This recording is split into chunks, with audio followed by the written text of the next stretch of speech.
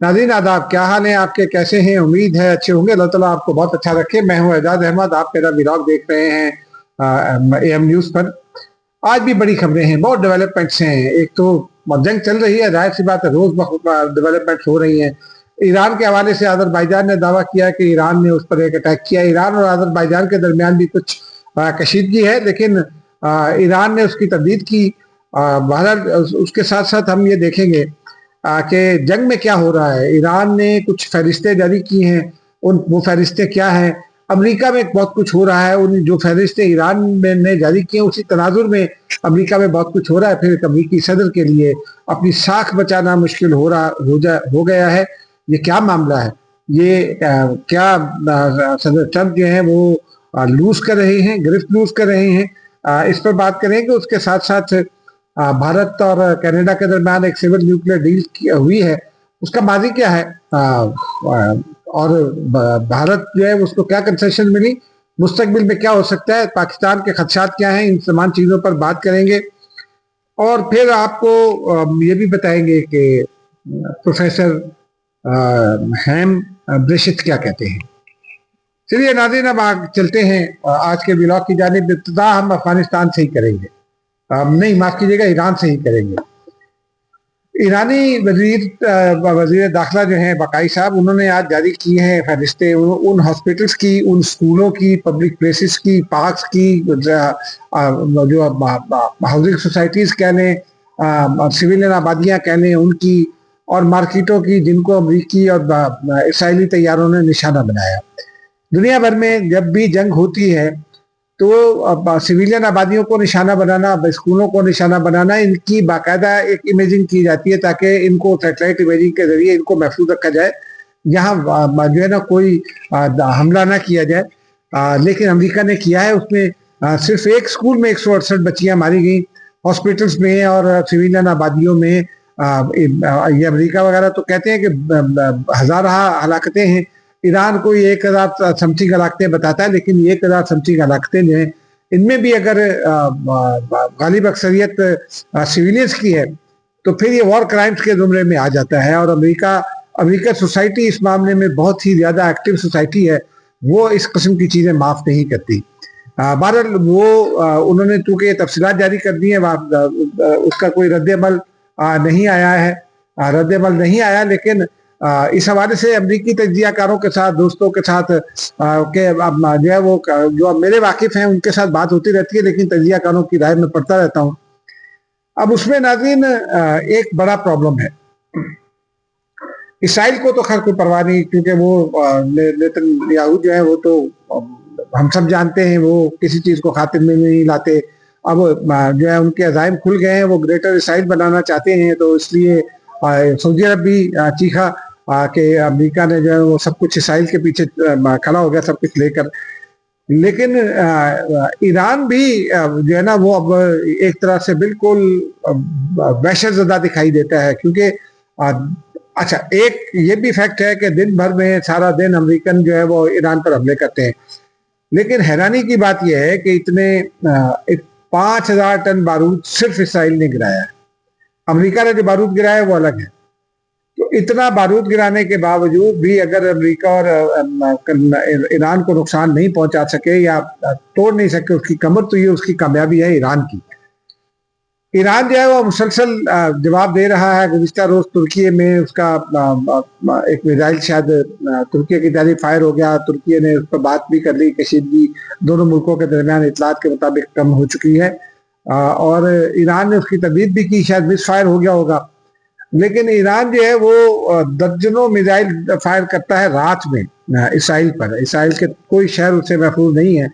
और इसराइल में फिर जब जिस टोन में अब अमेरिका या इसराइल बात कर रहे हैं ईरान से, जिस तरह वो हमले कर रहे हैं, ईरान भी फिर अब उसी तरह हमले कर रहा है। वो उनकी सरकारी इमारतों को निशाना बनाता है, वो उनकी वज़ारत दिफा को निशाना बनाता है, नेतन्याहू के ऑफिस को निशाना बनाता है, फौजी हेडक्वार्टर्स को या फौजी छावनियों को निशाना बनाता है। और ये इससे बड़े पैमाने पर जो है वो इसराइल में नुकसान हो रहा है।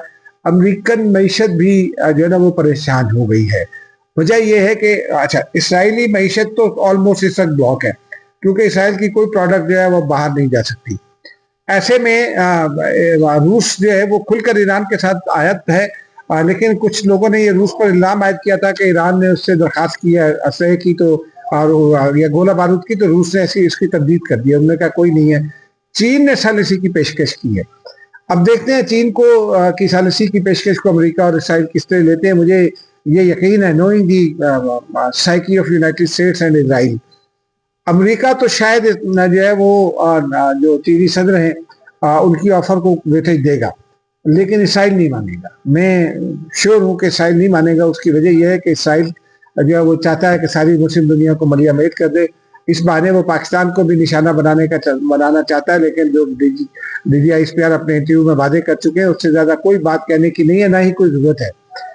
लेकिन ये खतरा तो मौजूद है पाकिस्तान में कि अगर ईरान में रजीम चेंज हो जाता है तो फिर पाकिस्तान की सरहद पर एक प्रॉक्सी हुकूमत होगी, लेकिन ईरान में रजीम चेंज नामुमकिन दिखाई देता है। वजह यह है कि ईरानी कौम जो है वो अली खामनेई साहब की शहादत के बाद मुत्तहिद हो गई है। लेफ्टिस्ट भी उनके साथ मिल गए हैं। लेकिन अब जो प्रेसिडेंट ट्रंप को जो चैलेंजेस दरपेश हैं उनका तजिया करना बड़ा जरूरी है। प्रेसिडेंट ट्रंप जो है वो तेजी के साथ, मैंने अमेरिकी निज़ाम को जानने वाले कई लोगों से बात की, वो ये कहते हैं कि अमेरिकी निज़ाम में प्राइमरीज अब हारने लगे हैं। ट्रंप के लोग, प्रेसिडेंट ट्रंप के लोग प्राइमरीज हारने लगे हैं। यही वजह है कि उनके हाथ पांव फूल गए। और भारतीय चैनल तो ये भी कह रहा है कि ट्रंप जो है वो अप डाउन जा रहे हैं, वो सर उठाने के काबिल नहीं है। भारतीय चैनल्स कह रहे हैं, लेकिन ये बात अपनी जगह दुरुस्त है, क्योंकि अमरीकी राय अम्मा ने वो जो स्कूलों पर हमला हुआ था जिसे में 168 बच्चे शहीद हुए, उसके खिलाफ शदीद रद्द-ए-अमल दिया था। गुज़िश्ता रोज एक जो है वो अनआर्म्ड जो शिप है ईरान का, वो एक्सरसाइज के लिए भारत गया था, उसको निशाना बनाया। भारत भी अब ईरान के सामने वजाहतें दे रहा है, लेकिन भारत की वजाहतें जो है वो काबिल कबूल नहीं है। ये सबसे बड़ा जो अमल, दुश्वार गुजार अमल है भारत के लिए, वो यही है कि उसकी वजाहतें काबिल कबूल नहीं है, क्योंकि कहीं ना कहीं उसका हाथ दिखाई देता है। और ऐसे में अमरीकी सदर के लिए एक तो चैलेंज ये है कि क्या वो अंदरूनी मुल्क अपनी पोजीशन बरकरार रख सकेंगे, क्योंकि उनके लोग प्राइमरीज हार रहे हैं और आगे चलकर मिड टर्म इंतखाबात इलेक्शन आने हैं। मार्च हो गया है, नवंबर में मिड टर्म इलेक्शन हैं। अगर सदर ट्रंप मिड टर्म इलेक्शन हार जाते हैं तो फिर उन्हें कोई नहीं बचा सकता। फिर एक्सट्रीम फाइल्स हैं, 1000 से ज्यादा मरतबा उनका नाम आ गया है उनमें। आपको याद होगा एक खातून जो थी, उन्होंने प्रेसिडेंट ट्रंप पर रेप का इल्जाम भी लगाया था, लेकिन उस वक्त वो इल्जाम इधर हो गया था। अब वो एप्स्टीन फाइल के जरिए दोबारा उनके मुखालिफिन उनको एस्टेब्लिश करने की कोशिश कर रहे हैं। वो क्या एप्स्टीन फाइल उनका दाखिली मामला है, लेकिन उसका इस जंग के हवाले से, जूस के हवाले से बड़ा किरदार सामने आ रहा है। तो ये नतायज कहीं ना कहीं सामने आएंगे। अमरीकी निज़ाम के लिए जो है वो इसमें बड़ा खतरा बढ़ता जा रहा है कि क्या अमरीकी निज़ाम भी अब इस प्रेशर को सह पाएगा। जो पब्लिक प्रेशर है, इसलिए क्या इंटरनेशनल जो नॉर्म्स हैं या वो जो वॉर ट्रिब्यूनल्स हैं, उनके जो कवानीन हैं या जो कन्वेंशन हैं, वॉर कन्वेंशन, वो जो कहते हैं उसकी खिलाफ वर्जी हो रही है, धड़ाधड़ खिलाफ वर्जी हो रही है, बेशर्मी से खिलाफ वर्जी हो रही है, तो उसका नतीजा उनको भुगतना पड़ेगा। लेकिन उनके लिए एक और बड़ा चैलेंज है मिडल ईस्ट। एक जमाना था कि अरब ममालिक ने अमेरिका को अपना सेवियर समझते हुए जो है वो सारी डिपेंडेंस अमेरिका पर डाली, उसको अड्डे दिए, उसको अपनी हिफाजत के लिए मुकर्रर किया, उसके ऐसा खरीदा और फिर अपनी एक्सपर्टीज पैदा नहीं की। लेकिन अब उनको ये एहसास हो रहा है, अरब ममालिक को ये एहसास हो रहा है कि अमेरिका जो है वो उनका दोस्त नहीं है, क्योंकि मोहम्मद बिन सलमान का ये बात तो सामने आ गई ब्रिक्स न्यूज के जरिए कि उन्होंने शिकवा कर दिया है कि अमेरिका जो है वो हमें सबको तना छोड़ दिया है और वो खुद खड़ा हो गया पूरी कुव्वत लेकर इसराइल को बचाने। फिर 2 रोज कबल अमेरिकी सदर जो है उन्होंने एक और जो है वो मेरा ख्याल है वो अगेंस्ट दी डिप्लोमेटिक नॉर्म्स बात है। उनके वजीर खारजा ने यह कहा था कि इसराइल जो है वो हम जंग में जाना नहीं चाहते, तो इसराइल ने हमें मजबूर किया। लेकिन सदर ट्रंप ने कहा कि नहीं, यूरोपियों को गलत फहमी हो गई, हमने इसराइल को हाथ पकड़ के जंग में लाए हैं, इसराइल नहीं जाना चाहता, तो इसराइल को क्यों बचाना चाहते। उसका जो एक अमेरिकन सेनेटर हैं गालिबन विलियम रेयान, क्या नाम है उनका, उन्होंने 2 रोज 3 रोज का ट्वीट किया था और उन्होंने उसमें बता दिया था कि ये जो एप्स्टीन जैसे वाकयात हैं ये तो 1983 में भी कुछ और नामों से हुआ करते थे। تو امریکی قیادت جو ہے وہ اس کے بہت سارے اسکینڈل ہیں، چائلڈ ابیوز کے حوالے سے، گرل چائلڈ ابیوز کے حوالے سے، اور وہ آپ سمجھتے ہی ہیں، مناسب نہیں ہے میرا بات کرنا، تو وہ اب پھنسے ہوئے ہیں۔ اب ان کی فائلز ہیں، ان کی ویڈیوز ہیں اسرائیل کے پاس، اور وہ مجبور ہیں اسرائیلی اسٹیبلشمنٹ کے ہاتھوں جو ہے وہ کھلونا بننے پر۔ پھر امریکی نظام کو جاننے والے یہ بتاتے ہیں، وہ یہ کہتے ہیں کہ امریکہ میں CIA یا کوئی اور ادارہ جو ہے وہ کوئی اتنا افیکٹو نہیں ہوتا، وہ اپنے اپنے جو ان کی سرکاری پوزیشن ہیں اس کے اوپر ضرور وہ کام کر رہے ہوتے ہیں، لیکن امریکی نظام پر جو اثر انداز ہوتے ہیں وہ بڑی کمپنیاں ہیں، وہ اس میں ملٹی نیشنل کمپنیاں ہیں جن میں سے کوئی 500 تو یہودیوں کی اور امریکہ میں ہی ہیں، اور پھر ٹرائی نیشنل کمپنیاں جن میں سے کوئی 200 250 300 جو ہیں وہ خود امریکہ میں ہی ہیں اور جوز کی ہیں، بلکہ صہیونیوں کی ہیں۔ تو یہ صہیونی اثر جو ہے وہ امریکہ میں بھی ہے اور اسرائیلی حکومت پر بھی ہے، تو وہ بڑا مسئلہ بن گیا ہے۔ دوسری جانب عرب ممالک کے لیے بھی ایک پرابلم یہ کھڑا ہو گیا کہ اگر ایران نے حملے بند نہیں کرتا اور وہاں پانی کا بحران آ جائے تو پھر کیا کریں گے۔ وہ ایک دوست تو کہہ رہے تھے کہ پاکستان بلکہ سندھ کے شیخ اور دبئی کے شیخ برابر ہو گئے، لیکن یہ بڑا خطرہ ہے، اس لیے کہ دبئی میں جو ہے وہ دنیا بھر کے لوگ آتے ہیں، اپنا روزگار کماتے ہیں۔ سعودی عربیہ میں مسلمان ملکوں کے زیادہ ہیں، ہندو ورکر بھی ہیں، اور انڈیا کے بھی ہیں، تمام ممالک کے جو لوگ ہیں وہ اپنے ممالک کو سپورٹ کرتے ہیں ریمیٹنسز کے ذریعے۔ یہ بڑا خطرہ ہے ان ممالک کی معیشت کے لیے۔ پاکستانی 30 لاکھ سے زیادہ ہیں عرب دنیا میں، ان کے لیے بھی یہ بڑا، پاکستان کے لیے بھی ایک بڑا مشکل ہو سکتی ہے، کیونکہ بہرحال ریمیٹنسز کا متاثر ہونا جو ہے وہ پاکستان کو متاثر کرے گا، اس کی معیشت کو متاثر کرے گا، اس کے لیے متبادل انتظامات کر کے رکھنا ہوں گے۔ البتہ جو اڈوں کا معاملہ ہے، اب امریکہ کے لیے ان کو سنبھال کے رکھنا اس لیے مشکل ہو گیا ہے کہ عرب دنیا اب ان پر اعتبار نہیں کرے گی، پھر ایران کا اٹیک، اور اگر ایران میں رجیم چینج ہو بھی جاتا ہے تو جو موجودہ ایرانی حکومت ہے یا بقول امریکہ رجیم ہے، اس کے لوگ تو موجود رہیں گے نا، وہ تو دنیا بھر میں ہے، تو وہ آپ کے مفادات کے لیے خطرہ رہیں گے، اور کوئی نہ کوئی اٹیک اس طرح کا وہ ایک ریگولر فیچر ہو جائے گا۔ تو UAE میں بھی ہو یا سعودی عربیہ ہو، بحرین ہو یا قطر ہو، کہیں بھی امریکی اڈے سنبھالنا اس کے لیے مشکل ہو گیا۔ یہ بڑا چیلنج ہے، مستقبل میں کیسے سامنے آتا ہے اس کو دیکھنا پڑے گا۔ اب آ جاتے ہیں ناظرین پروفیسر ہین شمت کی جانب۔ یہ ہسٹورین ہیں اسرائیل کے، انہوں نے پھر ایک بار یہ دعویٰ کیا کہ اسرائیل اور بھارت مل کر پاکستان کو غیر مستحکم کرنا چاہتے ہیں، اور اس مقصد کے لیے اسرائیل جو ہے وہ BLA اور بلوچ دہشت گرد تنظیموں کو سپورٹ کر رہا ہے۔ اب آ جاتے ہیں جو اصل معاملہ ہے، آج کی بڑی خبر ہے۔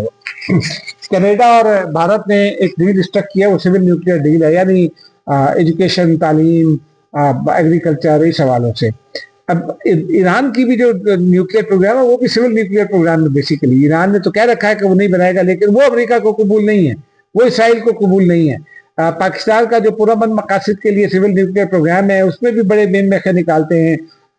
چشمہ کے لیے جو لیٹسٹ پروگرام منظور کیا وہ 2 سال 2.5 سال کی اس کے بعد کیا ہے۔ گزشتہ روز IAEA نے اتنے لمبا اس کا جو ہے وہ آڈٹ کیا، تمام چیزیں دیکھی، حالانکہ پاکستان کے جو سیفٹی سیف گارڈز ہیں پاکستان کے، وہ دی بیسٹ ہیں دنیا میں۔ پاکستان نے اپنے ڈیولپ کیے ہیں، جو کسی اور کے محتاج نہیں، لیکن وہ دنیا میں دی بیسٹ تصور ہوتے ہیں، اور IAEA ان کو سرٹیفائی بھی کر چکا ہے، تو ہمارے معاملے میں تو اتنا کرتے ہیں۔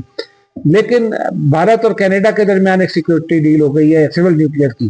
اب یہ تعلیم کے مقاصد کے لیے، سائنس اینڈ ٹیکنالوجی کے مقاصد کے لیے، جو بھی آپ مرضی کہیں، لیکن حقیقت یہ ہے، اس کا بیک گراؤنڈ یہ ہے، پاکستان نے اس پر کنسرن کا اظہار کیا ہے کہ خطے میں ایٹم کی دور شروع ہو جائے گی، پھر سے نیوکلیئر دور دوبارہ شروع ہو جائے گی، اور یہ خطے کے لیے خطرناک ہوگا، کیونکہ بھارت کے عزائم جارحانہ ہیں، اس میں کوئی شک نہیں ہے۔ بھارت نے جب 1998 میں ایٹمی دھماکے کیے تو سب سے زیادہ دھمکیاں پاکستان کو دی تھی، اور پھر جب بھی اس کو موقع ملتا ہے وہ پاکستان کو نقصان پہنچانے کی کوشش کرتا ہے۔ لیکن اس میں اس سے زیادہ بڑا پرابلم ہے۔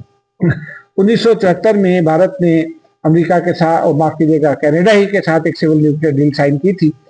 اس سول نیوکلیئر ڈیل کا مطلب یہ تھا کہ یہ جو ٹیکنالوجی ہے، یہ نیوکلیئر جو آرمز ہیں ان کے مقاصد کے لیے استعمال نہیں ہو سکے گی۔ نیوکلیئرائزیشن آف ڈیفنس ہے یا نیوکلیئرائزیشن آف اٹیک ہے پڑوسیوں پر، اس کے لیے استعمال نہیں ہو سکے گی۔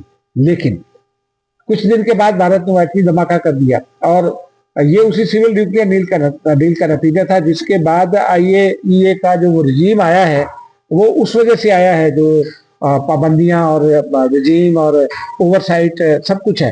لیکن بھارت کا تو کوئی اوور سائٹ نہیں ہوا. بھارت کی تمام نیوکلیر سائٹس جو ہیں وہ آئی اے ای اے کی اوور سائٹس میں نہیں ہے. آئی اے ای اے کو دکھائی نہیں دیتا, اس کی آنکھیں بند ہیں.